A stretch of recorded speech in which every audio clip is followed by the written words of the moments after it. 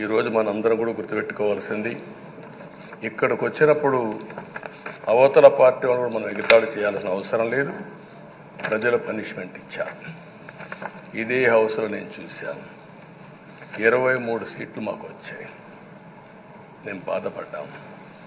కానీ ప్రజాస్వామ్యాన్ని గౌరవించాలనే ఉద్దేశంతో ప్రజాస్వామ్యుతంగా పనిచేశాం. 23వ తారీఖు ఎన్నికల రిజల్ట్స్ వస్తే దాన్ని వక్రీకరించి 23వ తారీఖున దేవుడు రాసిన స్క్రిప్ట్ ఇది, మీకు 23 సీట్లు వచ్చాయని మాట్లాడారు. ఇప్పుడు నేను అడుగుతున్నా, కూటమికి 164 సీట్లు వచ్చాయి. 1, 6, 4 కూడుకుంటే 11 వస్తుంది. రాష్ట్రంలో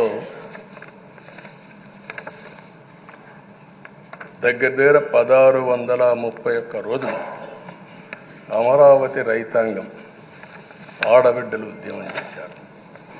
ఆ 4 నెంబర్లు కలుపుకుంటే 1, 6, 3, 1 కలుపుకుంటే 11 వస్తుంది.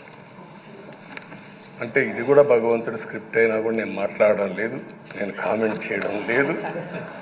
ఈరోజు ఉంటే వాళ్ళకు కూడా అర్థమయ్యేది. వాళ్ళు ఉండకుండా పోవడం అనేది వాళ్ళ పిరికితనం తప్ప ఇంకోటి కాదని చెప్పి కూడా నేను మీకు తెలియజేస్తున్నా. అయితే నేను ఇక్కడుండే సభ్యులను కూడా మిమ్మల్ని కోరుతున్నా, మనం ప్రజా సమస్యలపైన దృష్టి పెట్టాలి తప్ప వీళ్ళ మీద కాదని చెప్పి కూడా నేను మీకు తెలియజేసుకుంటున్నా.